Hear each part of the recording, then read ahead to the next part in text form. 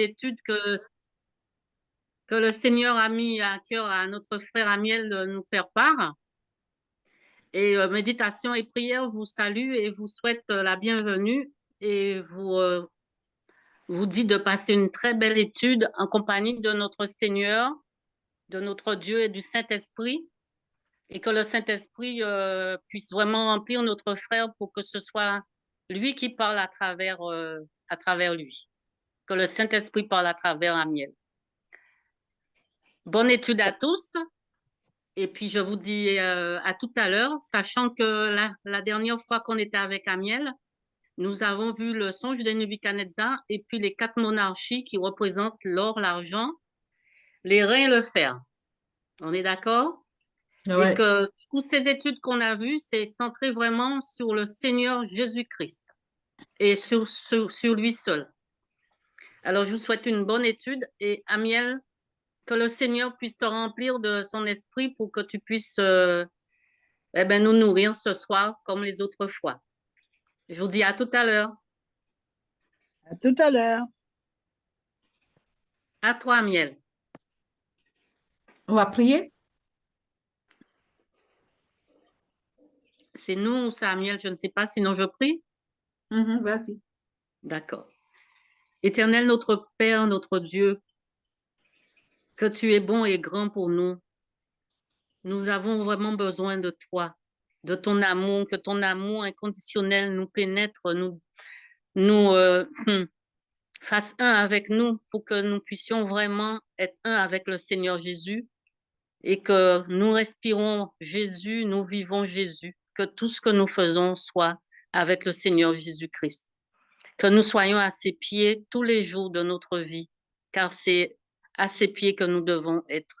Que cela soit vraiment dans nos vies de chaque jour. Je le demande pour chacun d'entre nous qui sommes sur cette plateforme et pour ceux qui ne sont pas là, pour les raisons que tu connais, Père. Puisses-tu remplir le Amiel de ton Esprit Saint, afin que ce soit toi qui parles à travers lui et afin qu'il nous nourrisse ce soir de ta part.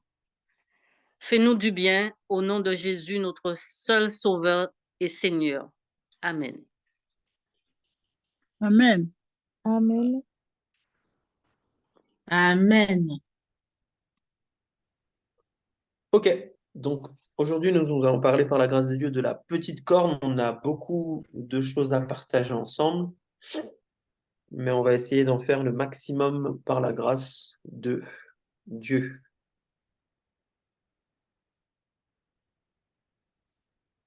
Alors la petite corne, on va faire un petit rapide récapitulatif comme la sœur l'a fait tout à l'heure de ce que nous avons vu ensemble. Donc ça sera principalement, on va traiter un petit peu Daniel 2 et un petit peu Daniel 7. On va essayer par la grâce de Dieu de voir les deux pour essayer de décrypter tranquillement la petite corne avec les éléments que la Bible nous donne par la grâce de Dieu. Donc je vous annonce déjà que ça sera un peu lourd. J'ai condensé, mais par la grâce de Dieu, vous aurez le temps de digérer. Donc Daniel 2, ce qu'on avait vu la dernière fois, c'est qu'on avait vu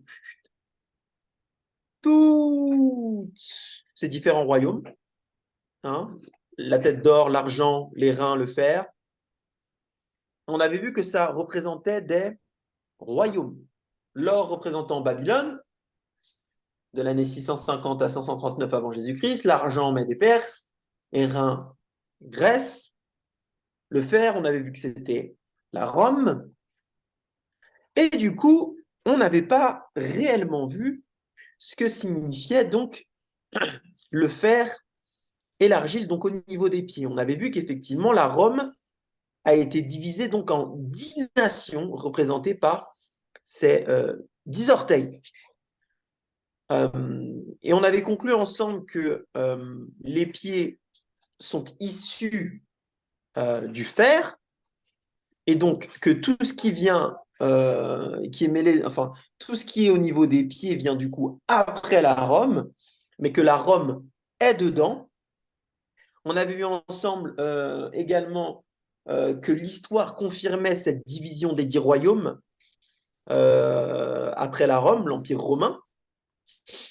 Donc avec les francs, les uns. Vous m'entendez? Oui. Tu as déjà une question, Annette? Excuse-moi, je risque d'oublier après. Par Ouais. rapport aux années, je vois Grèce 331, 168 et Rome pareil.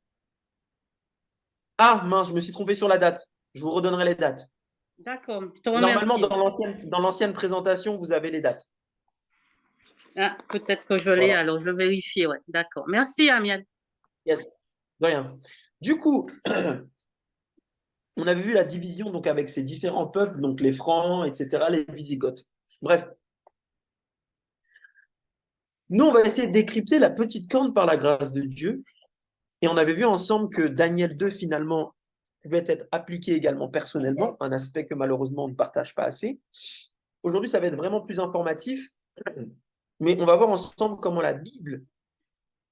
mes frères et sœurs, nous donne les éléments pour décrypter cela. Alors, on avait vu rapidement ensemble qu'il y avait un parallèle au niveau de Daniel 2 et de Daniel 7. Daniel 2 nous présente finalement 4 grands royaumes. OK? Et une division qui se fait ensuite à la fin. Et on avait vu rapidement Daniel 7 finalement nous présentait également 4 animaux et qu'il semblerait que ces 4 animaux représentent également ces royaumes. Alors, j'aimerais rentrer un peu plus en détail d'abord pour voir finalement comment on peut faire concrètement un parallèle entre Daniel 2 et Daniel 7. Alors, on va prendre ensemble, mes frères et sœurs, Daniel 7, Daniel 7. Et il y a à peu près 8 versets. On est 7. Donc, on peut lire un verset chacun, éventuellement. Et je lirai éventuellement le dernier. On va lire 7. Non, on va lire à partir du verset 1. Parce que... Donc, Daniel 7, du verset 1 jusqu'au verset 8. Et je vous invite à lire tour à tour si cela vous va. Un volontaire qui veut commencer? La Daniel première 7. année de Belchassar, roi de Babylone, Daniel eut un songe et des visions de son esprit pendant qu'il était sur sa couche. Ensuite, il écrivit le songe et raconta les principales choses. Amen. Amen. Daniel Jésus. commença et dit, je regardais pendant ma vision nocturne, et voici les 4 vents des cieux furent éruption sur la grande mer. Et les 4 grands animaux sortis de la mer, différents les uns des autres.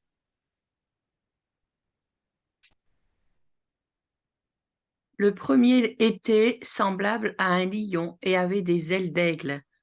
Je regardai jusqu'au moment où ses ailes furent arrachées. Il fut enlevé de terre et mis debout sur ses pieds comme un homme, et un cœur d'homme lui fut donné. Amen.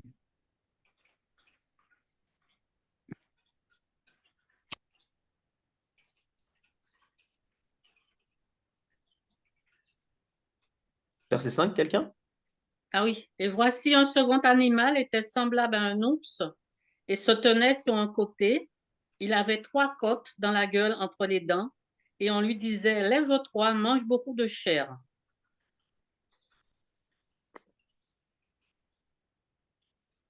Et après cela, je regardais, et voici un autre était semblable à un léopard et avait sur le dos 4 ailes comme un oiseau.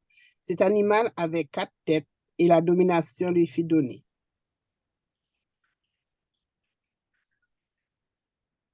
Après cela, vas-y ma sœur.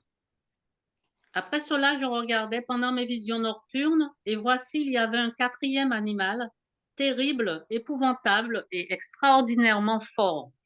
Il avait de grandes dents de fer, il mangeait, brisait et il foulait aux pieds ce qui restait. Il était différent de tous les animaux précédents et il avait 10 cornes. Ok. Je Verset 8. considère, oui, je considérais les cornes et voici une autre petite corne sortie du milieu d'elle. Et 3 des premières cornes furent arrachées devant cette corne. Et voici, elle avait des yeux comme des yeux d'homme et une bouche qui parlait avec arrogance. Amen. Amen. Amen. Ok. Alors, il fallait qu'on lise ça ensemble par la grâce de Dieu pour pouvoir établir la relation qu'il existe entre Daniel 7 et Daniel 2. Parce qu'en fait, pour identifier finalement la petite corne, il nous faudra faire un parallèle avec Daniel 2. Ok? Alors, il nous faut prouver le lien entre les deux. Alors, le premier animal, mes frères et sœurs, c'est lequel? On l'a vu ensemble.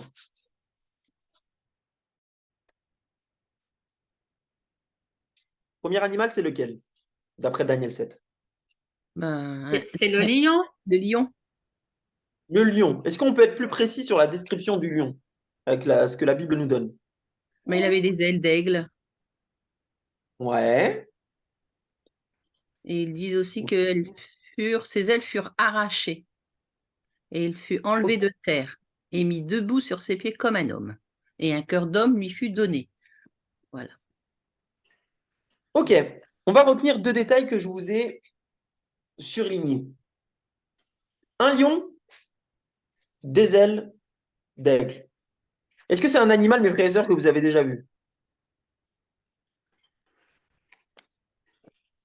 À part en statue, mais pas en vrai. Ouais, voilà, c'est ce que Ok. j'allais dire aussi. Oui.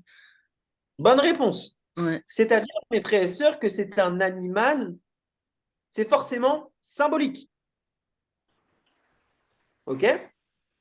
Maintenant, il nous faut décrypter le symbole. Regardez. Hop. Vous savez, mes frères et sœurs, je vous ai donné un article de Made in Project qui parle un petit peu de l'histoire d'une nation qui s'appelait Babylone. Et l'histoire, et ces historiens vont nous dire que le lion de Babylone est une ancienne icône babylonienne qui représentait symboliquement le roi de Babylone. Et on nous dit que cette représentation est basée sur le lion mésopotamien, également connu sous le nom de lion asiatique, qui errait, selon eux, autrefois dans la région. Donc voyez-vous, ce lion, imaginez-vous, que la Bible décrit dans Daniel 7, représente en réalité Babylone, qui est représenté également par le premier royaume qui représente la tête d'or. Est-ce que vous savez, mes frères et sœurs, qu'on peut voir dans la Bible que le lion représentait, mes frères et sœurs, Babylone et son royaume? Je vous invite à aller dans Jérémie 4. Non, Jérémie 50 d'abord, le verset 17. Jérémie. L'histoire nous confirme ça. Jérémie 50,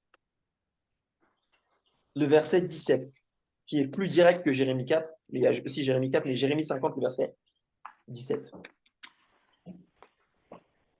50. Regardez.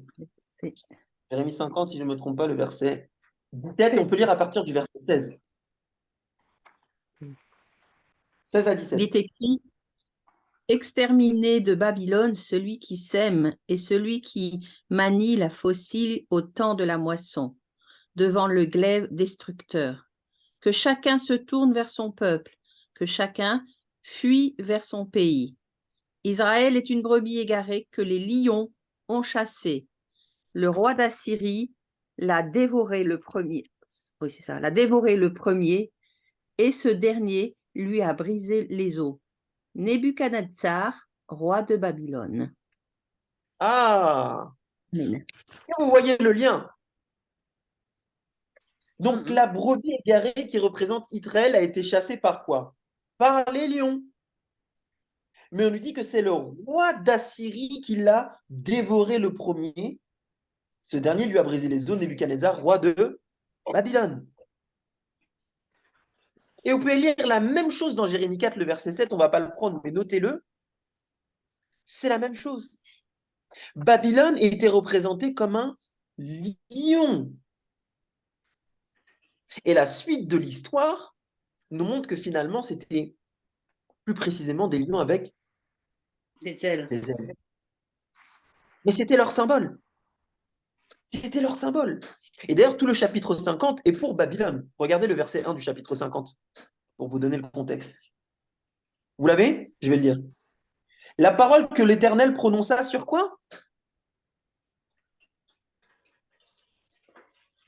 Regardez le verset 1 du chapitre 50 de Jérémie. 50. Même chapitre, premier verset. Sur les pays de Chaldéens par Jérémie le prophète. Et voilà.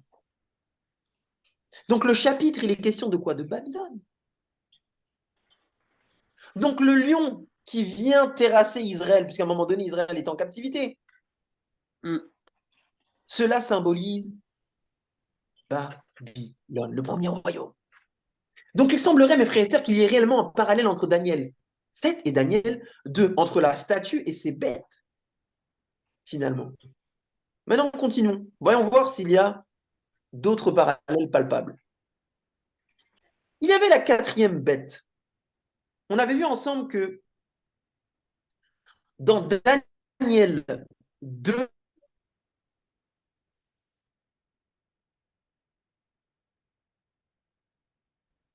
on nous dit que les gens étaient faits d'un métal particulier.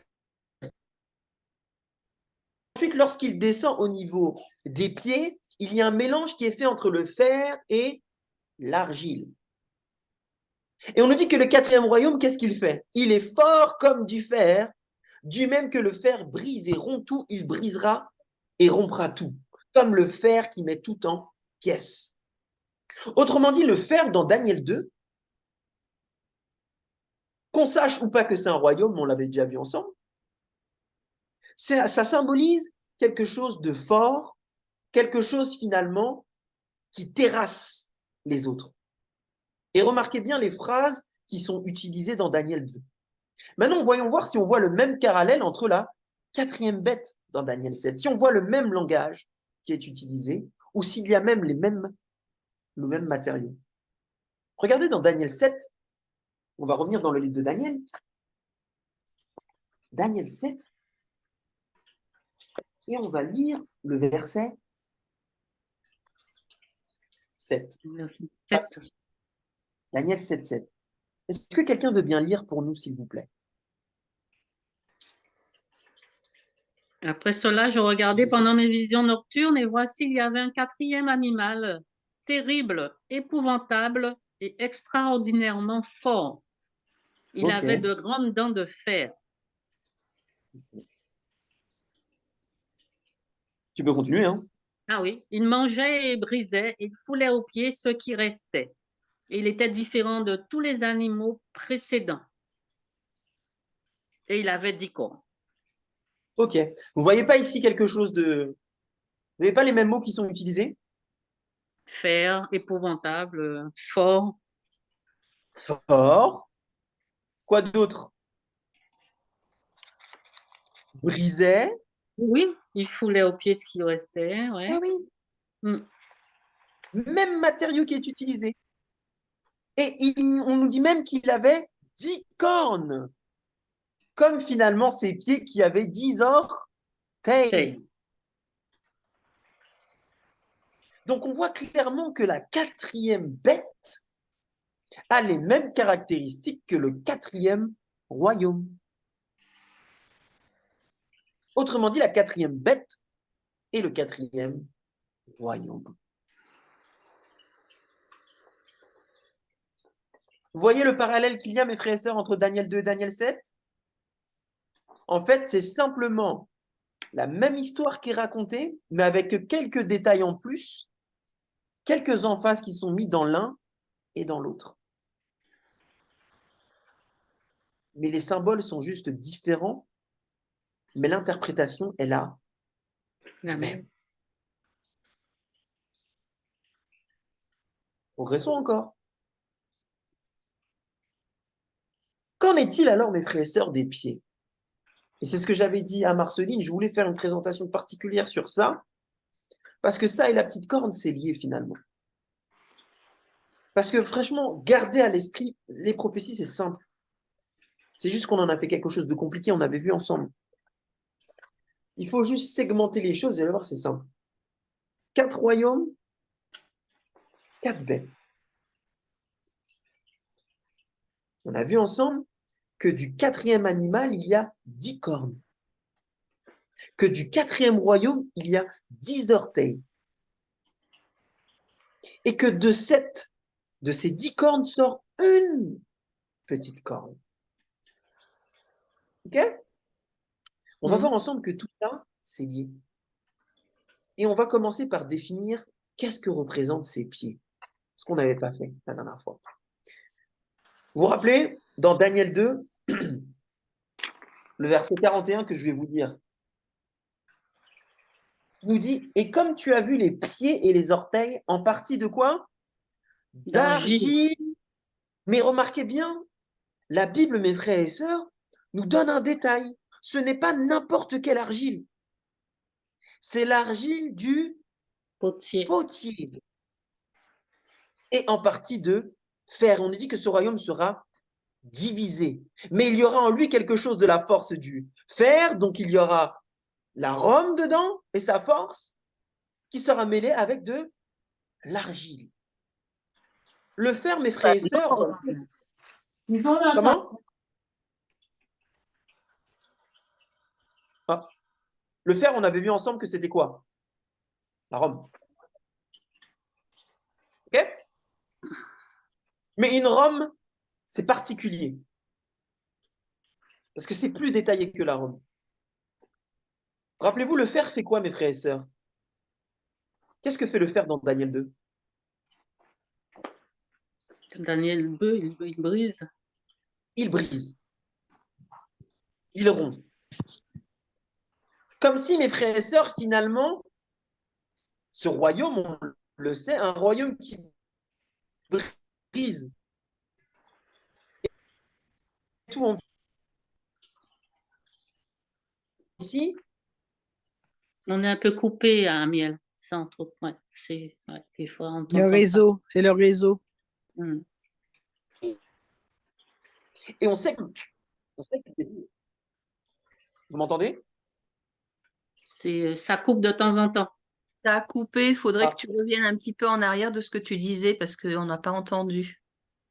Ah, ok. Vous m'entendez là? Oui, là, oui. Oui. Ok.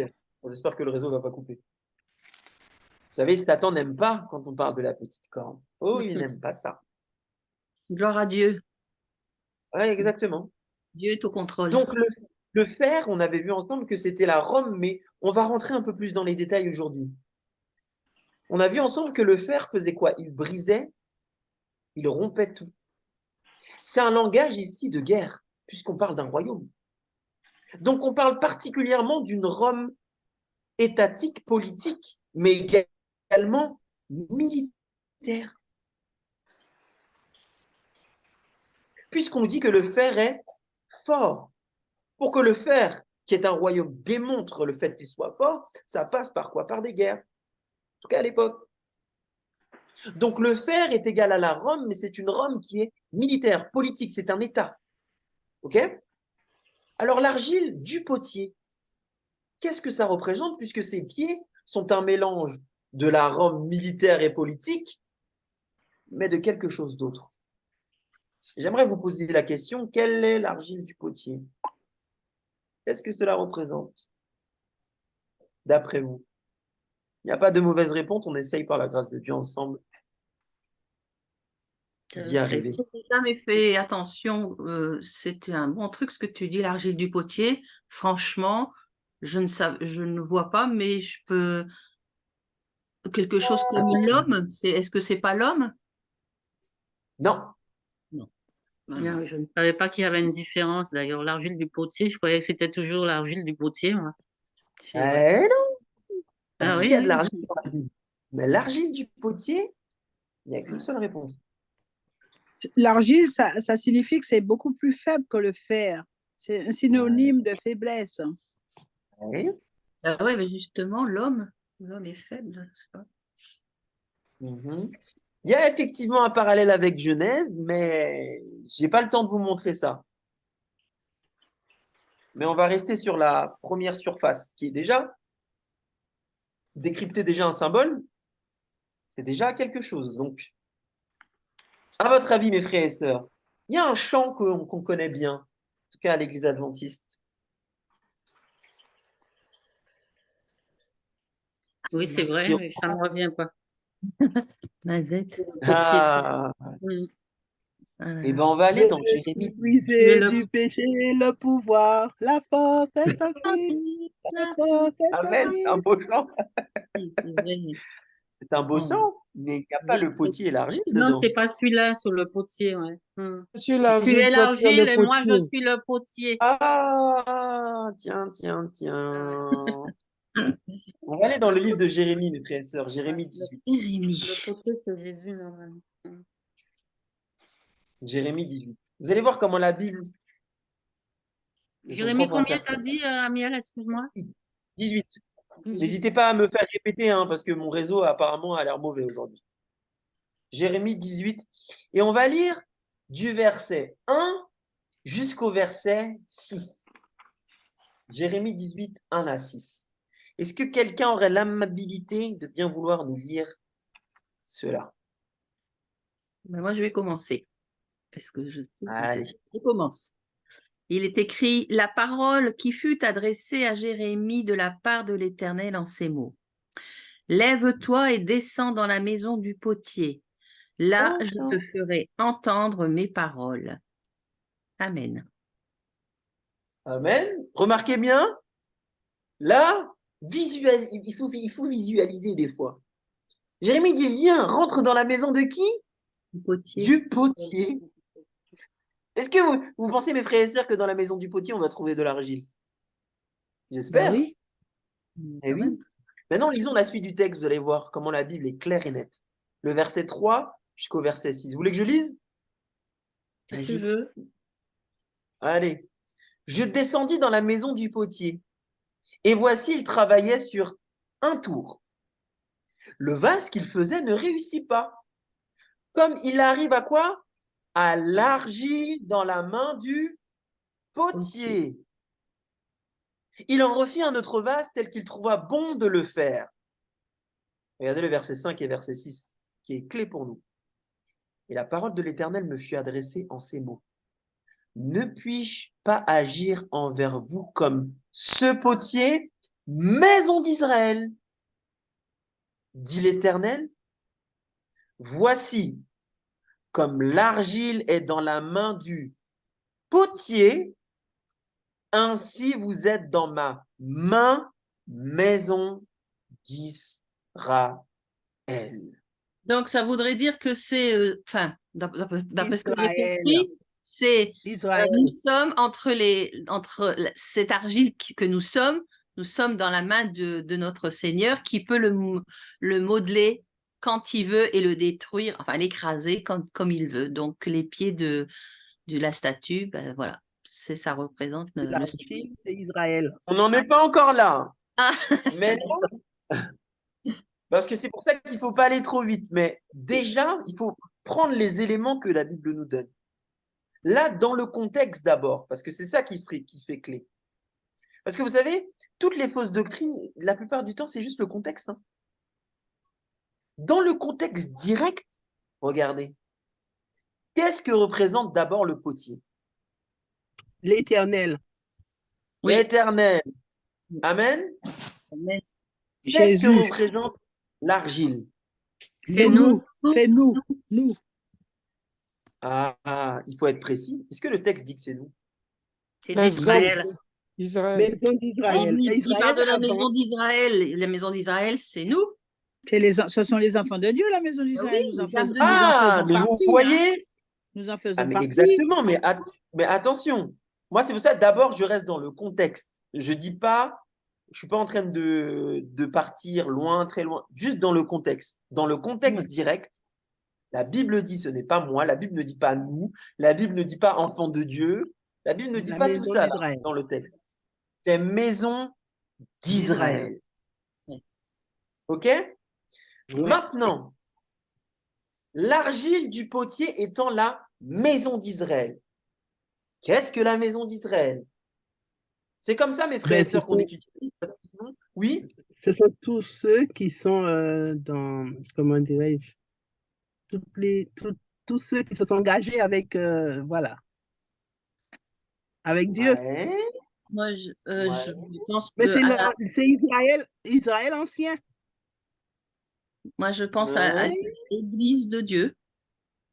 Ah, qui a dit ça? Moi, Nadia, OK. Eh bien, on va vous le démontrer. On va aller dans Apocalypse 12 pour comprendre c'est quoi la maison de Dieu, la maison d'Israël. Parce que ici, on pourrait penser effectivement qu'ici, on ne parle que d'Israël. Parce que dans le contexte direct, effectivement, la vision est pour Jérémie, pour une Israël qui est littérale. OK? Sauf que lorsqu'on va dans les autres livres de la Bible, on comprend qu'il y a une application ici qui est plus grande que Israël littéral. Que Israël, finalement, ce n'est pas simplement Israël dans le contexte direct, mais c'est aussi l'Église de Dieu. On va aller dans Apocalypse 12 et j'aimerais vous montrer ça. Apocalypse 12 et on va lire du verset. On va lire d'abord le verset 1. Vous allez voir, Apocalypse 10, c'est hyper simple. Apocalypse 12, je vous lis. Un grand signe paraît dans le ciel, une femme enveloppée de soleil, la lune sous ses pieds, une couronne de 12 étoiles sur sa tête. Pause. Mes frères ici, mes frères et sœurs, Apocalypse, c'est un livre qui est majoritairement symbolique. OK? Si vous croisez une femme qui est enveloppée de soleil, qui a la lune sous ses pieds, vous m'appelez. J'en ai jamais vu. Donc, c'est symbolique, d'entrée de jeu. OK? Décryptons. Une femme dans la Bible, c'est quoi, symboliquement? L'église. Église. Un verset, s'il vous plaît. Je vous aime, hein, mais un verset. La Ah, femme l'église. est considérée comme une église. C'est dans Ben, toujours dans l'Ancien l'Apocalypse, hein. Testament, on parle des églises. Dans, Ouais. je crois que c'est dans Jérémie, mais je ne suis pas sûre. Ça fait tellement longtemps. Où il nous explique que la représentation des 7 églises, ces 7 femmes représentent cette église, si je ne me trompe pas. Je me souviens Ouais. parce que je l'ai dit à un monsieur dans l'avion quand je voyageais, et le monsieur m'avait mis un hic à ce moment-là en disant oui, mais vous avez 7 femmes. Oh, je suis restée tout bête. Et je ne comprenais pas. Mais non, il y a pas. Je disais, comment ça, cette femme? Il dit oui, dans votre livre, parce qu'il dit, je vois que vous lisez la Bible. Ah, je dis oui. Et il dit, ben, vous, dans votre Bible, il est écrit qu'il y a 7 femmes. Ah, pour un homme. Je fais, mais non, je ne crois pas que c'est pas comme ça que vous. Et moi, je n'étais pas encore dedans, hein. Et j'ai demandé à l'Esprit Saint, dans ma tête, de me montrer ce que voulait. Il voulait la réponse. Et moi, j'étais dans l'avion avec lui, à côté. J'ai ouvert la Bible sans savoir ce que j'allais dire et je suis tombée dans l'Apocalypse. Et là, il y avait la représentation des 7 églises qui représentaient les femmes l'église de Dieu, quoi. Et après, j'ai été dans l'Ancien Testament. C'est là où il y avait la représentation des 7 femmes qui représentaient l'église de Dieu. Et le seul homme, comme il disait, ben, j'ai dit, c'est Jésus. Et je suis restée un petit peu perplexe parce que je n'avais pas appris ça à ce moment-là. Alors, Amiette, tu vas ouvrir un peu plus les neurones pour cela. Non, non, mais c'est ça. Il faut, par la grâce de Dieu, moi, ce que je dis aux gens, quand je les forme, c'est qu'il faut trouver des versets les plus directs. Parce que parfois, vous n'avez pas le temps. Parfois, une personne a besoin d'une réponse maintenant. Oui. Regardez un verset direct. Verset Éphésiens 5, il y en a 17. plein. Oui, quelqu'un peut le lire? Ouais, et le dragon fut irrité contre la femme et il s'en alla faire la guerre au reste de sa postérité, à ceux qui gardent les Éphésiens commandements 5. de Dieu. Éphésiens 5, Éphésiens c'est 5. ça? Éphésiens 5. On essaie de déterminer qu'est-ce que la femme symboliquement. Éphésiens 5, et on va lire au verset Éphésiens 5, tu as dit. 22 à 25. Éphésiens Bon, 5. verset 25, c'est plus rapide. 25. Vous connaissez ce texte, non? Ah bah Éphésiens oui. 5.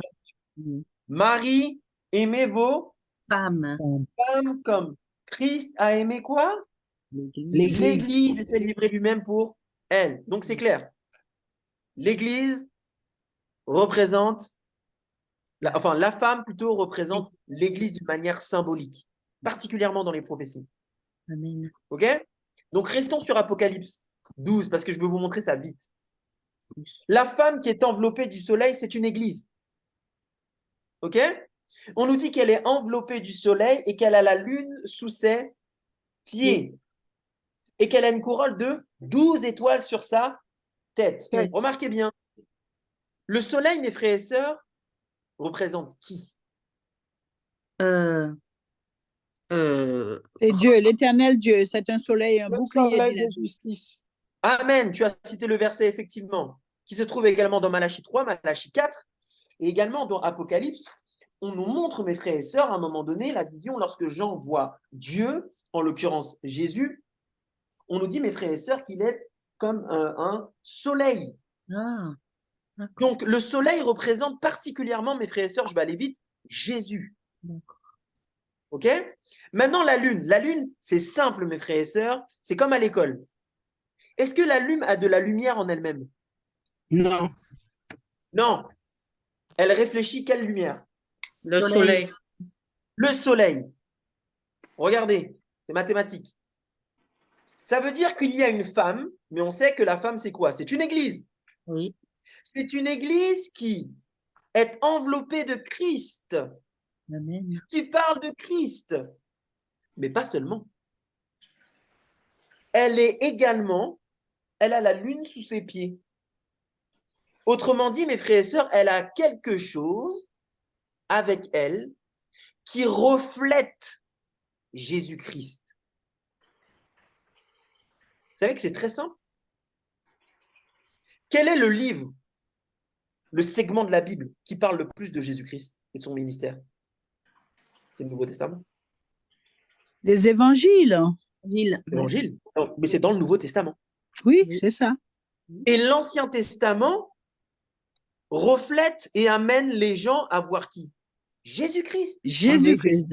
La parole révélée, Donc, la parole cachée. voilà. Donc, quand on nous dit que la femme est enveloppée du soleil et qu'elle a la lune sous ses pieds, autrement dit, c'est une église qui croit au Nouveau Testament, mais également à l'Ancien. L'ancien. Et là, vous éliminez déjà massive masse l'église. Il y a des églises qui ne croient, il y a des chrétiens qui ne croient qu'au Nouveau Testament. Oui. Bon, c'est pas de cette église-là dont on parle. Regardez. On nous dit qu'elle était enceinte et qu'elle criait étant en travail et dans les douleurs de l'enfantement.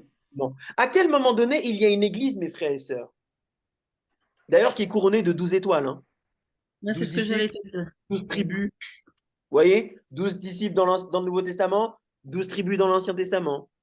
OK? Donc, on parle bien de cette église. Oui. Et on nous dit qu'elle était enceinte. À quel moment donné l'église de Christ a été enceinte? Dans le Nouveau ou dans l'Ancien Testament? Dans Dans l'ancien. le nouveau. Dans le nouveau. Nouveau. Dans le Nouveau, à quel moment? L'Apocalypse. Ben, au tout début, non? Pas au tout début. Non. À quel moment donné l'église de Christ allait accoucher de quelque chose? Aïe, aïe, aïe. Hein, la femme fut enceinte et elle allait enfanter un fils. Voilà! Qui? Jésus-Christ. Jésus. Les- Donc, on nous parle, le verset 2, de cette église, remarquez bien, qui est dans l'Ancien Testament et qui, arrivée dans le Nouveau Testament, est enceinte de qui? De Christ, symboliquement parlant. Et dans le Nouveau Testament, on sait que Jésus-Christ est né. Mais il est né de quoi? Il est né, mes frères et sœurs, de cette église dans l'Ancien Testament. OK? Maintenant, Oui. retournons à la fin. à la fin pour aller vite, parce que j'ai pris trop de temps sur ça. On nous dit qu'à un moment donné, la femme, elle s'enfuyait dans le désert, verset 6. Ok? On nous dit pendant 1260 jours, 3 ans et demi. 1260 jours, il faut convertir ça prophétiquement, mais je ne veux pas aller ça. On nous dit, à un moment donné, qu'il eut guerre dans le ciel, etc. Et c'est le verset que tu as lu tout à l'heure qui nous dit quoi? Que, je vais lire le verset, peut-être le verset, le dernier verset 17. Et la femme fut irritée contre la femme et il s'en alla faire la guerre au reste de sa postérité, à ceux qui gardent les commandements de Dieu et qui ont le témoignage de Jésus. Jésus-Christ. Autrement dit, là, on nous parle de la femme à la fin des temps. Ok? Et pourtant, on nous parle dès le départ de l'Église dans l'Ancien Testament. Est-ce que mes frères et sœurs, dans le chapitre 12, il y a plusieurs femmes ou il y a une femme? Non, il y a Un une, seul. Une femme. Autrement dit, seule. mes frères et sœurs, l'Église de l'Ancien Testament jusqu'à la fin des temps, c'est la même chose. Oui, c'est en C'est le parallèle. peuple de Dieu. C'est pour ça, mes frères et sœurs, que c'est Paul qui va dire ça dans le livre de Romains. Le circoncis, ce n'est pas celui qui est circoncis à l'intérieur, Mais à mais c'est l'intérieur. celui qui l'est de cœur. L'intérieur. Cœur. Donc l'Israélien, symboliquement parlant, ce n'est pas le juif, Non. au sens tant du terme, puisqu'un Israélien peut être un païen aux yeux de Dieu. Vous voyez ce que je veux dire? Mais c'est celui finalement qui accepte Jésus-Christ, peu importe les âges. Jésus-Christ fait son message, bien évidemment. Donc l'Église de l'Ancien Testament, c'est l'Église de Dieu. Mais l'Église durant les âges, persécutée, etc., c'est son peuple, son Église. Donc quand on nous dit que l'argile est comme la main du potier et vous êtes dans la maison d'Israël, symboliquement parlant, on nous parle du peuple de Dieu, de son Église. Ok? Maintenant, quel est le rapport? On va faire des petits mathématiques. Si le fer représente Rome, mais Rome militaire et politique, et que l'argile représente l'Église, Oui. le fer mélangé à de l'argile, qu'est-ce que ça fait? Le fer Déjà, mélangé. est-ce Ça que ne c'est peut une pas union se ou mélanger pas? à l'argile. Ouais, ça va Ah pas tenir. oui, Ça tient mais pas. c'est une union ou pas? C'est une union. Bah, si on regarde la statue, oui, c'est l'union. Eh ben oui. Et l'union, C'est une puissance. Donc, l'argile et le fer représentent l'union de l'État et de Et la l'Église. religion. oui. Papale. Eh oui, Rome papale. eh oui. Est-ce que vous voyez ça? Et remarquez bien quelque chose, hein? Quand cette union est faite de l'État et de l'Église, qu'est-ce qui vient juste ensuite? La petite Il y a la pierre, division, bien évidemment, mais il y a le rocher qui vient détruire tout ça. la petite pierre, ouais. Eh oui. C'est-à-dire, mes frères et sœurs, que lorsque l'union de l'État et de l'Église se refera, on sait que Jésus-Christ arrive bientôt. Amen. Amen. Donc l'argile mélangée au fer, le fer représentant la Rome, c'est un mélange, mes frères et sœurs, de l'État papal, la Rome, pouvoir militaire et politique, avec le pouvoir religieux. C'est ça. Et ce mix, effectivement, comme l'a dit la sœur, ils pensent que ça les rend plus forts, mais en réalité, ça les rendra plus faibles, parce qu'on sait que la pierre vient taper où? La tête? Les pieds. Et ouais. Parce que c'est la partie la plus Fragile. Le plus sensible. La plus la plus fragile. sensible. Mais fragilisée par quoi? Par l'Église. Parce que quand on mélange l'État, la politique, la milice, au nom de la religion, c'est ce qui s'est passé avec Rome. Alors, qui est précisément, finalement, cette mixture, qui cela représente? On le sait, on s'en doute. C'est finalement cette trône papale. Mais j'aimerais vous montrer, mes frères et sœurs, que la Bible est tellement précise. Quand je vous dis tellement précise, c'est d'une précision, c'est incroyable. Je vous invite à aller dans Apocalypse 13 et j'aimerais vous montrer le lien qu'il y a entre Apocalypse 13 et Apocalypse 7. Et Daniel, Vous savez que c'est les mêmes histoires. Apocalypse 2, Apocalypse 7, Apocalypse 13, Apocalypse 17. On parle de la même chose, mais c'est des symboles différents. Regardez. On va lire le verset 1. Et vous allez voir, quand vous lisez ça et qu'on a maintenant vu un petit peu Daniel 2, Daniel 7, vous allez voir, c'est plus impressionnant. On nous dit, Apocalypse 13, le verset 1, je vais lire pour vous. Et il se tint sur le sable de mer, puis je vis monter de la mer une bête qui avait combien de cornes? 10. 10 diadèmes. Est-ce qu'on a déjà vu quelque part un endroit où il y a 10 cornes? 10 pieds. Daniel 2 et Daniel 7. 4e royaume. Maintenant, on ne peut pas sauter sur la conclusion, juste à partir du verset 1. Mais regardez.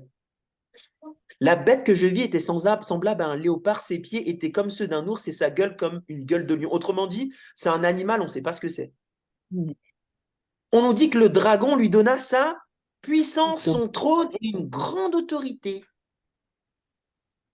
Mes frères et sœurs, si je vous donne un trône, une puissance et une autorité, on parle de quoi? D'un État. Du pape. Du pape. On le verra, oui, après tout à l'heure.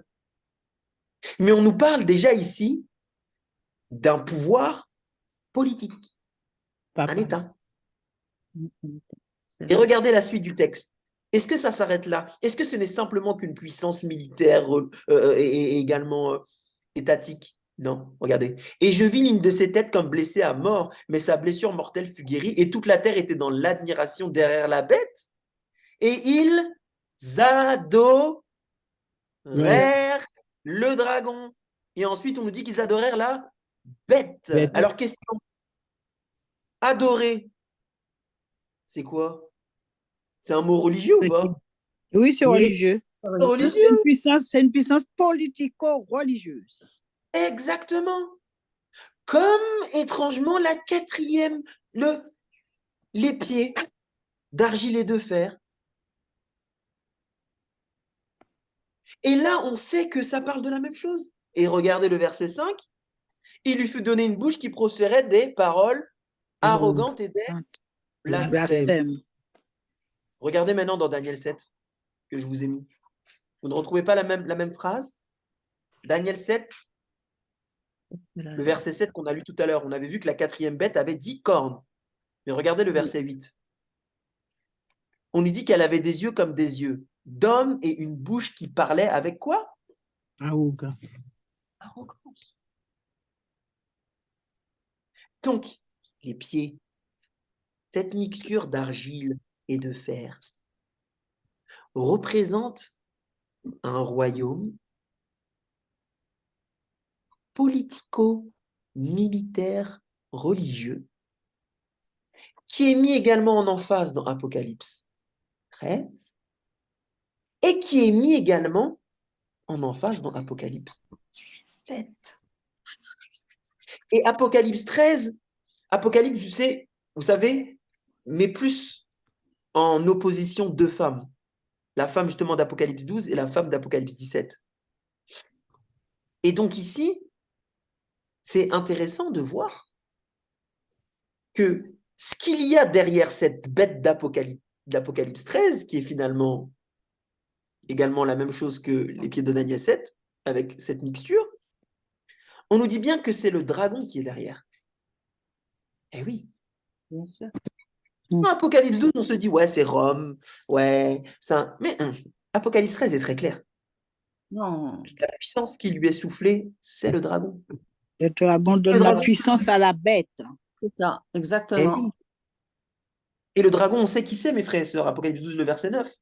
Mais c'est le diable grand lui-même, le dragon. C'est Satan lui-même. Exactement. Donc, on ne se méprenne pas. Derrière ce pouvoir, c'est le dragon qui souffle. Eh oui. Donc, il y a un moment, dans Apocalypse 13, une bête, dans Daniel 7, un quatrième royaume avec une petite corne. Dans Daniel 2, ses pieds mélangés, argile, fer, qui représente un pouvoir politico-militaire d'ailleurs pendant un moment, et surtout religieux puisqu'il demande une adoration. Alors revenons à notre petite corne. On nous dit qu'une petite corne sortait du milieu d'elle de Daniel 7. On a établi ensemble que la quatrième bête, c'est Rome. Donc mes frères et sœurs, c'est un pouvoir romain. Ça, c'est biblique. On ne pourra pas dire le contraire, on ne pourra pas dire oui, mais finalement, non. Les pieds sortent du fer, des jambes, c'est mort. La petite corne sort de la quatrième bête, c'est mort. Donc, c'est Rome, pouvoir romain. OK? On nous dit maintenant que de cette quatrième bête sort 10 cornes. 10 cornes, 10 orteils, on avait vu que ça représentait des royaumes d'Europe, particulièrement de l'Est. Donc, cette petite corne, sans d'abord dire ce que c'est, mais juste factuellement parlant, c'est un pouvoir qui est romain, et c'est un pouvoir qui est géographiquement localisé en Europe de l'Est.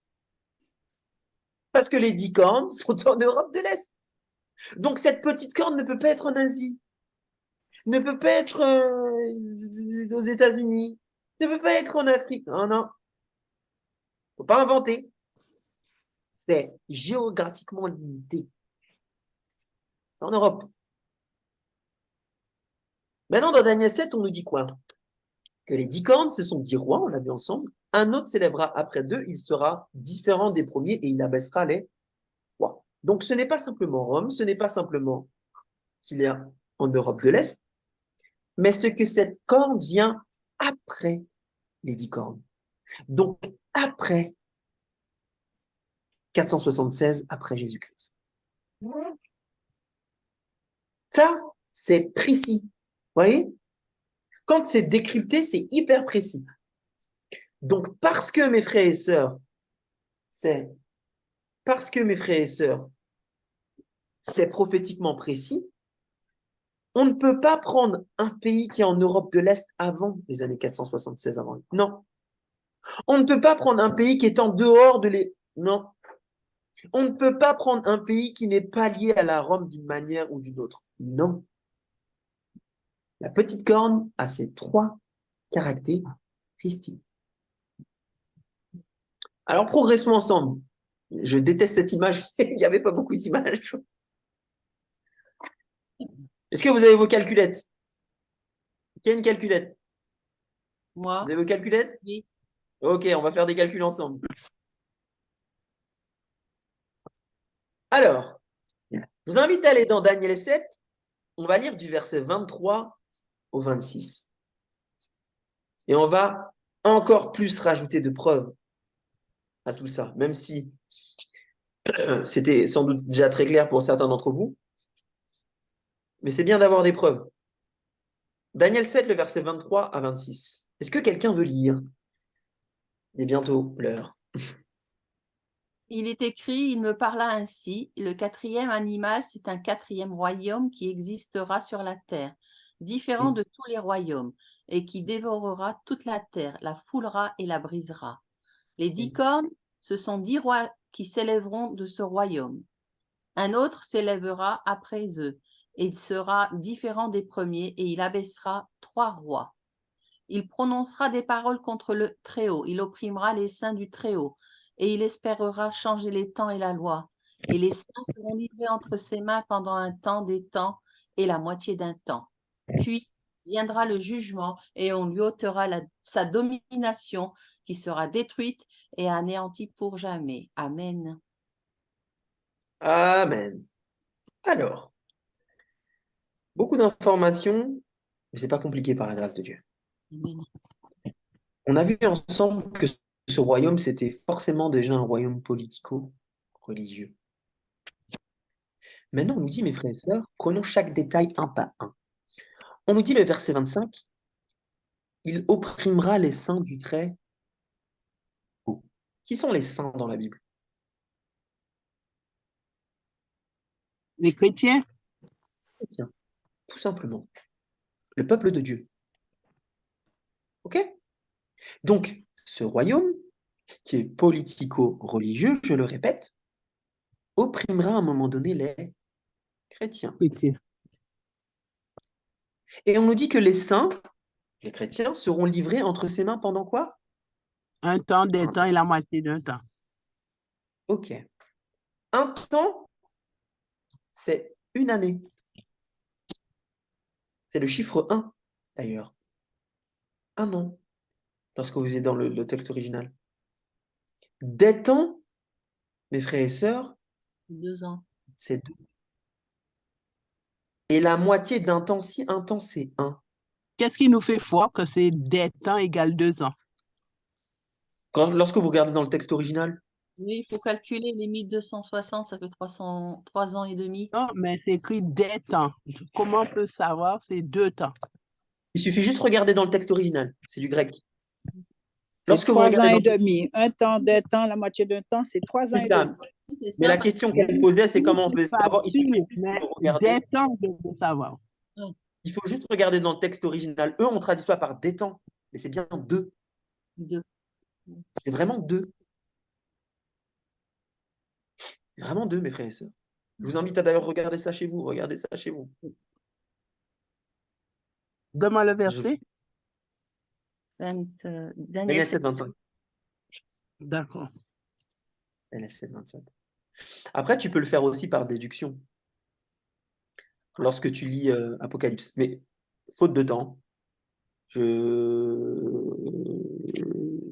ne vais pas te le montrer. Mais si tu veux, c'est répété plusieurs fois. Et à un moment donné, c'est Apocalypse, répété combien tu as dit? Apocalypse 13 Oui. et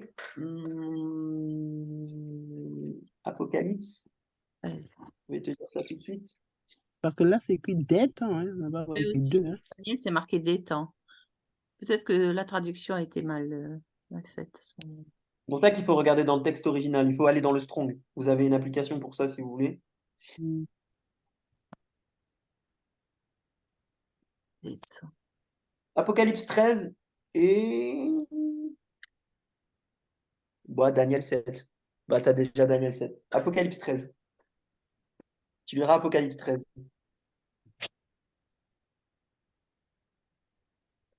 Et Apocalypse 13, tu peux lire du verset 1 jusqu'au verset 8. OK? D'accord, merci. Maintenant, il faut parce que vous savez, tout le monde n'a pas accès au Strong. Si vous n'avez pas accès au Strong, il faut fonctionner par déduction également. Pourquoi? On avait vu ensemble, mes frères et sœurs, que ce que dit Daniel 2, c'est ce que dit Daniel 7, ce que dit Daniel 7, c'est ce que dit Apocalypse 13 concernant la bête. On nous dit qu'ils vont être persécutés pendant un temps, des temps, la moitié d'un temps. Supposons qu'on ne sait pas. 1, 2 et 0,5. Supposons qu'on ne sait pas. Regardons, mes frères et sœurs, ensemble, Apocalypse 13, le verset 5. Apocalypse 13, le verset 5.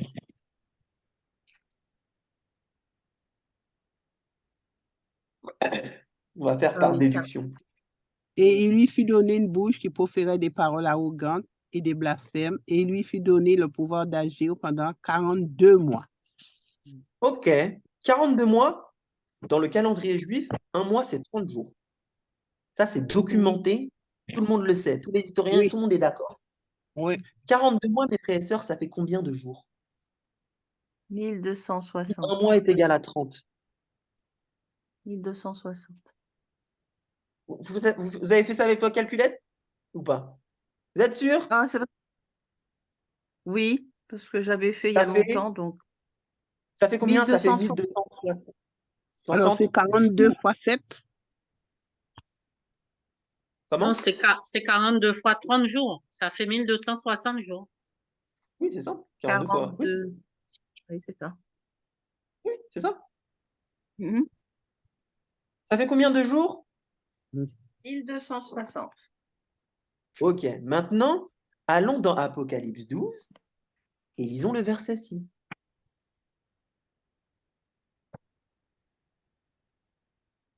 Six. Ah oui, 6. Il est écrit, et la femme s'enfuit dans le désert où elle avait un lieu préparé par Dieu afin qu'elle y fût nourrie pendant 1260 jours. Oh, tiens, tiens, tiens. Pourquoi la femme Pareil. s'enfuit à votre avis? Pourquoi elle Parce qu'elle est s'enfuit? persécutée. Mais la femme Elle est représente. persécutée. La femme Oui, mais la Elle est femme persécutée par le dragon. bah oui, représente l'Église. Oui. Donc, rebobinons. Daniel 7 nous dit un temps d'étant la moitié d'un temps. Bon, on ne sait pas ce que c'est. Par contre, on sait que ce quatrième animal-là, ça représente également ce qui s'est passé dans Apocalypse 13. Apocalypse 13, on nous dit que cette bête-là, elle va persécuter des chrétiens également pendant 42 mois. Donc, est-ce que la Bible se contredit? Théoriquement, non. Bon, 42 mois. 42 mois, on se dit, bon, on ne sait pas trop ce que c'est non plus. Par contre, on va dans Apocalypse 12 et on nous dit qu'à un moment donné, cette femme qui représente le peuple de Dieu est persécutée aussi. Et qu'elle, elle est persécutée pendant 1260 jours. Quand on regarde 42 mois et 1260 jours, ça fait le même nombre de jours. C'est identique. Hop. Eh oui.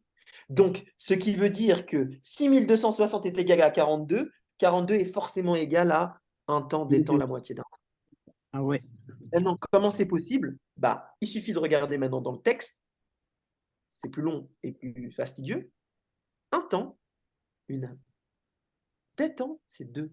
La moitié d'un temps, c'est 0,5. Et 1260 jours, 42 mois, ça fait combien d'années? 1260 années. La Bible qui nous dit ça dans Ézéchiel 4, le verset 5. Tes jours sont comme quoi? Un an. Des années. Un jour est égal à un an prophétiquement. Donc 1260 jours, c'est 1260 Années. Vous voyez? C'est pour ça que j'ai donné une étude là récemment en plus là sur, le trio céleste, etc., sur la Trinité. Et puis il y a une sœur qui m'a dit, mais Amiel, je ne comprends pas. Parfois, la Bible, c'est clair et parfois, c'est pas clair. Je lui ai dit, non, c'est pas ça. C'est qu'en fait, la Bible, c'est un livre qui s'étudie. Elle m'a dit, mais pourquoi Dieu n'a pas mis tout clair? J'ai dit, le plan de salut, il est clair. Mais la Bible, c'est un livre qui se médite. Puisqu'on est transformé d'image en image, de gloire en gloire, mes frères et sœurs, plus on étudie, plus on prie, plus on s'approche de Christ. Vous imaginez si tout était clair, 66 livres, on ouvrirait. Ah, ok. Vous pensez qu'on passerait du temps dedans? Eh ben non. Ça vient, mes frères et sœurs, changer également nos pensées. Donc, il y a des choses, et ça, il faut l'accepter. Il y a des choses qui sont explicites et il y a des choses qui sont implicites. Mais dans tous les cas, Dieu s'est révélé. Il y a tout pour qu'on comprenne clairement le plan du salut. Clairement ce que Dieu veut nous dire à la fin des temps. Donc ce royaume, on ne sait pas qui c'est, bon, vous vous en doutez, mais je veux vous le démontrer. C'est un royaume politico-religieux qui opprimera les chrétiens pendant 1260 années, c'est clair. Et on nous dit qu'il blasphémera. C'est quoi le blasphème dans la Bible? Injurier, dire des mots qui n'est pas. Ouais. Et, Mais vous savez dire que la des Bible gros mots. donne, ceux qui étaient là quand on avait fait la Bible, l'étude sur le dimanche, j'espère que vous vous en Arrogant. souvenez. Ça veut dire quoi blasphème dans la Bible? C'est quoi blasphémer dans la Bible, s'il vous plaît? Pas la définition du Larousse, hein. La définition de la Bible. Blasphémer, c'est quoi? C'est pas prendre la place de Dieu pour soi? Oh! Comment tu sais ça? Écoute, je crois que j'étais là ce jour-là. Oui. Voilà. C'est vrai, en plus, je me souviens, c'est prendre la place de Dieu. On va aller dans Jean 10. Ça, mes frères et sœurs, c'est un verset qu'il faut garder, ça. Jean 10, 30 à 33.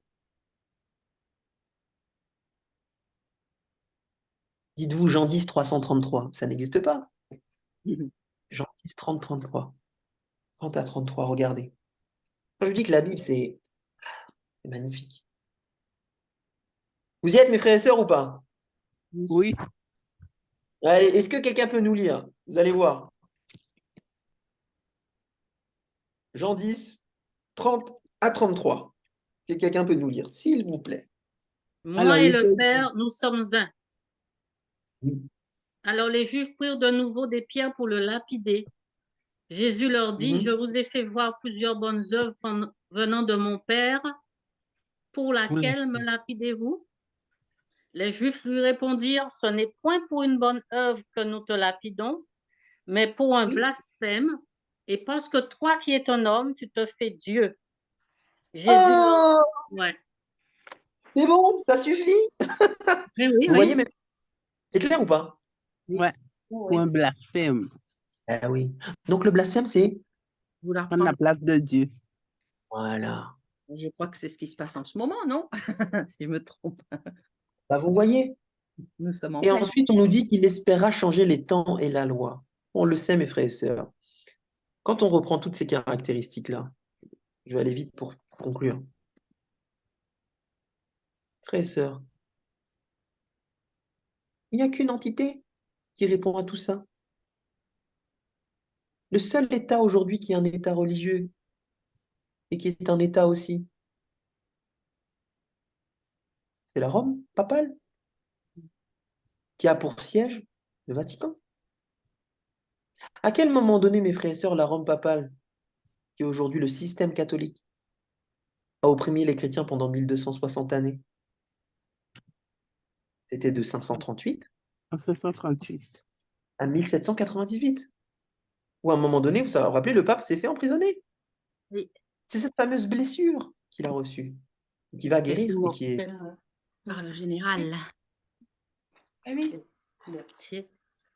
ah oui. Rappelez-vous, en 538, les Goths se sont fait défaire. Ils ont été détruits. Donc Rome avait les pleins pouvoirs. Voyez? Ça a précipité la chute de la monarchie gothique en Italie. Jusqu'à 1798, où c'est clair et net, le pape s'est fait emprisonner. On ne peut pas faire plus clair que ça. Ils ont tué au nom de Dieu, les amis. Période noire, comme ils disent en anglais. Au nom de la religion. Religion. La religion. Pendant 1200 ans. Et blasphème, pourquoi? Parce qu'effectivement, on l'avait vu ensemble. Il se fait passer pour le vicaire Ouais, c'est ça. de Dieu, c'est-à-dire celui qui prend la place de. Le bras droit de Dieu. Eh oui. Vous savez que tous les historiens sont clairs avec ça. On dit très clairement que le catholicisme, regardez Davon Hunt, qui a écrit un livre sur la paix mondiale, il va dire l'Église catholique avec son ingénieux mélange œcuménique de paganisme et de christianisme, dont le siège, pardon, est à, excusez-moi, est à Rome. Qu'est-ce qui a fait pris comme ça? Un historien, et qui est cardinal, il va dire que la nouvelle religion parlant de quoi? Du catholicisme, il transférera les ornements extérieurs auxquels les païens avaient attaché de l'importance. Parlant de l'histoire de l'art, parlant de l'encens, des lampes, des offrandes, de l'eau bénite. Hein? Vous pouvez penser à l'Église catholique, les amis. Tout ça est très clair. Cela vient et a des racines païennes. Donc la petite corne, c'est clair, qui a ces caractères? C'est la Rome papale, le système aujourd'hui catholique, et je dis bien le système, pas les individus. Et d'ailleurs, tout le monde est focalisé sur le pape, mais si le pape mourait, ça change rien. Hein. Non, ça continue. Pas une personne. Hein. Vous voyez ce que je veux dire? C'est un système. Donc, et le siège est quoi? Et le Vatican. Vous savez, je suis parti au Vatican, mes frères et sœurs, c'est fabuleux. Hein. D'ailleurs, je me rappelle quand j'étais parti, et j'étais comme ça dans les rues de Rome. À un moment donné, je vois plein de voitures noires passer. Et qui je vois? Je vois le pape. Il fait coucou comme ça. Et je me suis dit, waouh! Le pape là-bas, c'est comme Trump aux États-Unis. Voyez-vous la ville de Rome? Quand j'ai vu qu'il faisait ça, j'ai vu les gens applaudissaient, waouh, waouh, waouh. Comme s'il y avait des gens au bord des larmes. Je me suis dit, waouh! Mais c'est plus de l'adoration, c'est du Effectivement. fanatisme, là. Hein. Ah bah oui. Mais tout fanatisme a comme pour racine l'adoration. Oui, c'est vrai.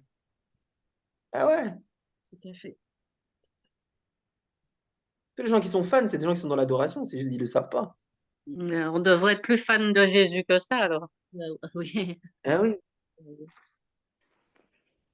Donc vous voyez, tout ça, on l'avait vu ensemble, ça. Vous savez, c'est ce que portait le pape, les papes, ce qu'on appelle la mitre du pape. On avait vu ça ensemble. Oui.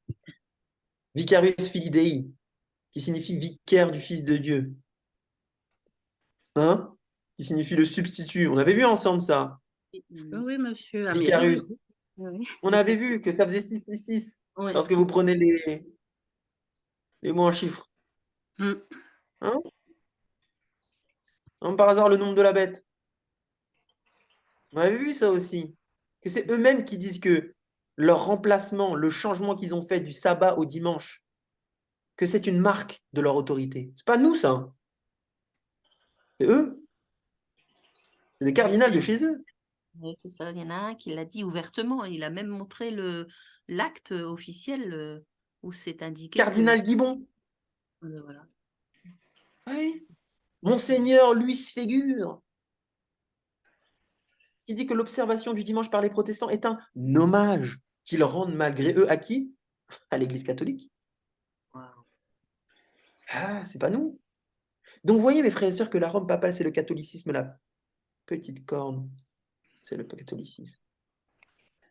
Alors, pour conclure, que faire avec toutes ces informations? Parce que c'est ça la question. Ce n'est pas, mes frères et sœurs, parce que vous savez identifier qui est qui que ça veut dire que vous allez pas recevoir la marque. Voyez-vous, les prophéties, mes frères et sœurs, c'est simplement lorsque vous êtes dans le noir, sur la route, qu'il pleut et que vous ne voyez pas bien. Les prophéties, ce sont simplement des poteaux lumineux. On vous dit finalement, vous êtes là, à telle période, à tel moment. Mais ces poteaux, mes frères et sœurs, ne peuvent pas vous sauver en soi. Donc savoir que la Rome papale, c'est cette petite corne, ne nous sauvera pas. Ne nous sauvera pas du fait de l'adorer, ou pas. Alors oui, ça aide, c'est mieux, mais ça ne suffit pas. Ça ne suffit pas. Ça ne suffit pas. Alors comment, c'est la question, comment finalement cette information que nous venons voir ensemble, Bien fait. finalement, va nous servir? Vous savez, ce qui est fou, c'est que, et j'aimerais être très clair avec vous, c'est pour ça que des fois on est fanatique sans s'en rendre compte. On l'a tous été à un moment donné. Voyez-vous, lorsqu'on fait ces études-là, on s'arrête toujours là. Comme si finalement la dernière étape de cette prophétie, de cette vision, c'était les pieds, c'était la quatrième bête, c'était la bête et son image. Et mes frères et sœurs, la dernière image, c'est celle-là. C'est ça le plus important. C'est que finalement, mes frères et sœurs, ce système qui a comme racine le paganisme. Vous savez, mes frères et sœurs, que la Bible nous dit, ce ne sont pas tous les juifs qui sont juifs. Ce ne sont pas ceux qui disent qu'ils sont israéliens qui sont israéliens. Autrement dit, mes frères et sœurs, vous pouvez faire partie de la bergerie, mais ne pas être reconnu comme étant peuple de Dieu.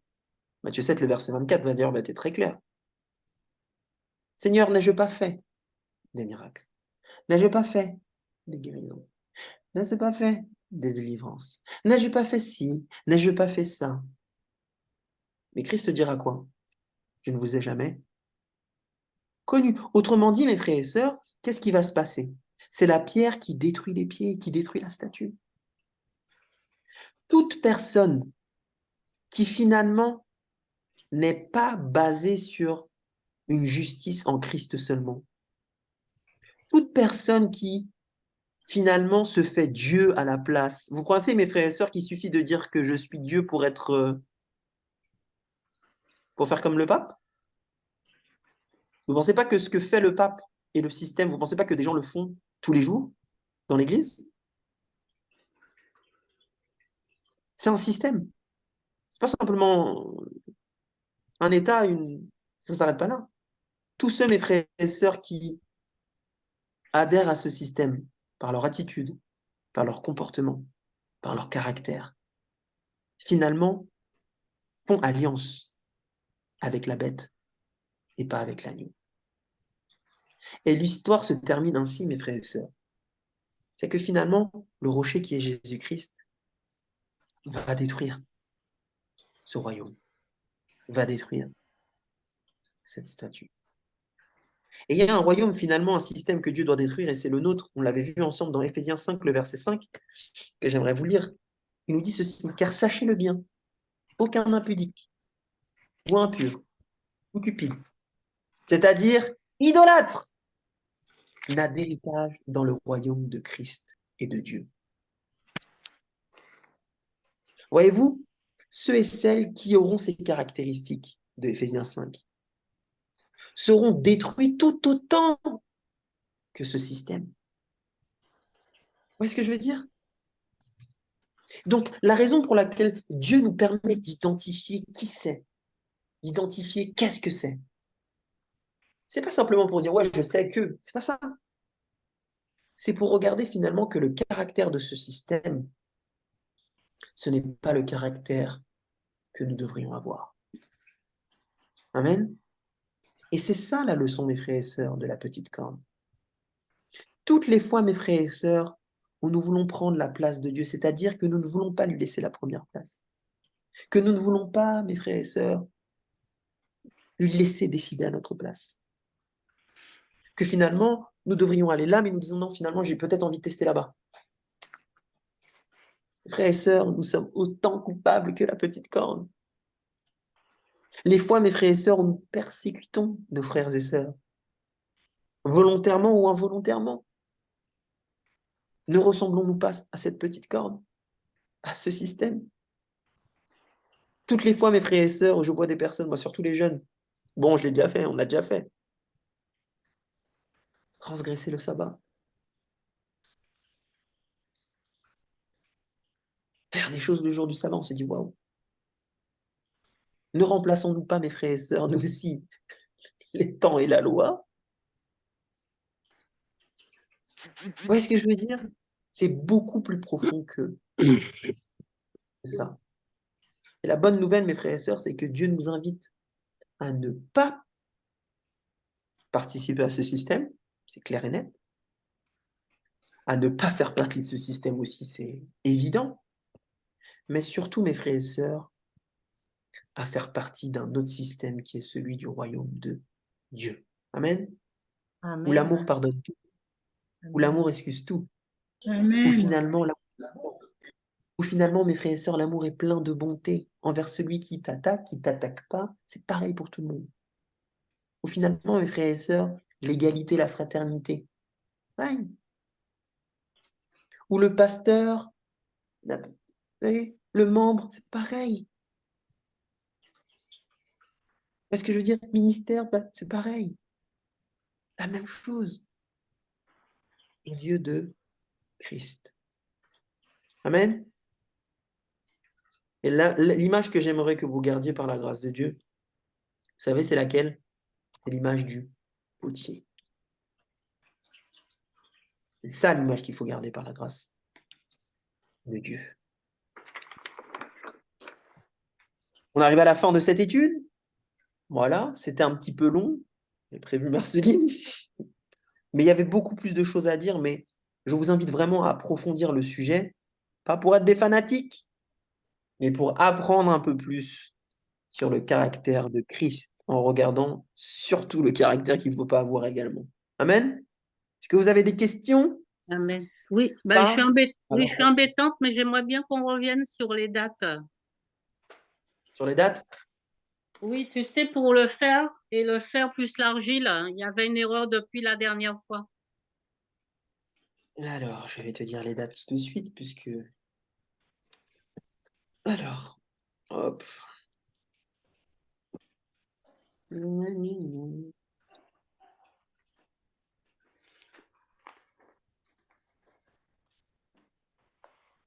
te donne les dates. Est-ce que tu veux les dates?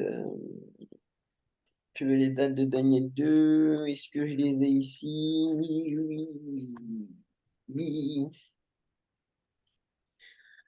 Alors, première bête, c'est 605, 539. Oui, 539, 331. Ensuite, c'est 331, 168 avant Jésus-Christ pour la Ouais, Grèce. oui, Et ensuite, vous savez, Rome a eu plusieurs étapes, c'est ce qu'on a vu ensemble. oui. Ensuite, c'est 168 à 476. 476. Voilà. Donc ça, c'est la première étape, vous savez, où voilà, on appelle ça, les théologiens appellent ça la Rome impériale. Voilà. Impériale, si vous voulez, la Rome qui conquiert, si vous voulez. OK? Et Et ensuite, 476 à nos jours, c'est ça? c'est de 538 à 1798, parce que c'est là, vous vous rappelez, où il y a eu la persécution. C'est là où les Goths, qui étaient une monarchie, se sont fait battre. Et du coup, Rome a repris totalement l'ascendant en Europe. 538 à combien tu as dit? J'ai pas bien noté. Tu fais 538 plus 1260. Ça fait 1798. 1790. Voilà. Et c'est à Merci, cet Amiel. instant-là, voilà, Merci que beaucoup. la petite corne s'élève. Voilà. J'aurais pu vous faire rentrer dans les détails par rapport aux phases, mais déjà comme ça, à la grâce de Dieu, j'espère que ça a été clair. Est-ce que vous avez d'autres questions? Gloire à Dieu, ma sœur. Gloire à Dieu, Colette. Amen. Amen, gloire à Dieu. Gloire à Amen. Dieu. Bon, révisez ça par la grâce de Dieu et puis à votre tour de donner ça. Est-ce que quelqu'un veut prier pour nous? Ou pas? Quelqu'un se sent, par la grâce de Dieu, de prier pour Moi, je veux pour bien. nous? Yes. Eh bien, prions. Vas-y. Vous m'entendez? Oui, Nathalie, on t'entend. D'accord. Prions le Seigneur. Merci pour ce moment d'étude, de partage, d'échange. Merci pour ce respect mutuel par ton amour, Seigneur, que tu as mis dans notre esprit. Je te remets ton fils Amiel entre tes mains. Bénis-le abondamment. Merci pour les études qui nous permettent pour certaines ou certains, de nous rafraîchir, et pour ceux qui n'ont pas encore qui n'ont pas eu toutes les ficelles sur la prophétie, je veux croire qu'avec cette manière d'étudier, avec simplicité, Seigneur, que nous ayons tous pris connaissance et compris ce que notre frère Amiel nous a dit ce soir encore. Merci de toujours le conduire dans cette démarche d'étude afin qu'il nous apporte ta parole, ta prophétie, pour que nous puissions comprendre et pour nous permettre aussi de le transmettre à ceux qui veulent bien entendre ta parole de vérité à travers à travers la prophétie que tu nous donnes dans ta parole de vérité.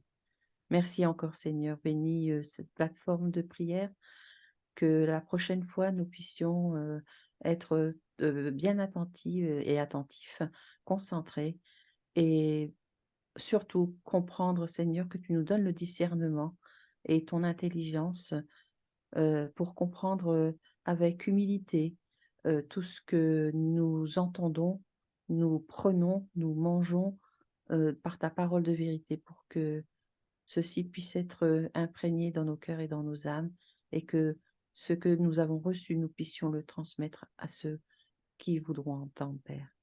Merci pour ta grâce, merci pour ta présence au milieu de nous, merci parce que tu as éloigné aussi toute interruption de son à cause du réseau, Père. Merci d'avoir nettoyé le réseau pour bien entendre, et nous voulons te louer, t'adorer, Seigneur, avec révérence pour ton saint nom, et gloire à toi en tout pour tout, Seigneur Jésus. Merci, accorde-nous ta présence pour cette nuit. C'est en ton doux et saint nom que je t'ai prié toutes ces grâces. Amen, Seigneur Jésus. Amen, amen, gloire à Dieu. Amen. Amen.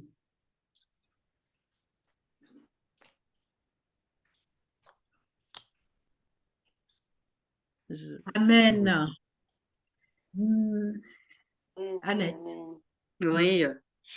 Eh bien, Amiel, nous te remercions pour cette étude de nouveau, hein, que tu as bien voulu partager avec nous. Et nous remercions tous ceux et celles qui ont été parmi nous ce soir. Nous espérons que vous avez été richement bénis, et que tout ce que Amiel nous a amené de la part de Dieu sera de nature à nous aider pour nous, mais pour les autres. Tout ce que nous apprenons, n'oublions pas que c'est pour partager avec ceux qui ne connaissent pas tout cela. Nous remercions le Seigneur pour cela. Et Marceline, je me rappelle plus, la semaine prochaine, nous avons étude ou pas? Parce que je sais qu'il y a un mercredi qu'il n'y en a pas, je ne me rappelle plus si c'est la semaine prochaine. Amiel, c'est mercredi prochain que tu n'es pas là, c'est ça? C'est ça, tout à fait. Je vais prendre des petites vacances. D'accord, c'est bien, ok. c'est bien ça. Donc, le prochain sera la semaine du 22. Voilà. Ça. Et ce sera sur la prophétie du chapitre 9 de Daniel. C'est ça. Il faudra s'accrocher. Donc, digérez bien. Merci et bonne soirée à tous et à toutes. Oui. Merci. N'oublions pas qu'il faut garder l'image du potier. C'est ce qu'il nous a conseillé. Amen. Bonne soirée à tous et que Dieu continue de nous bénir.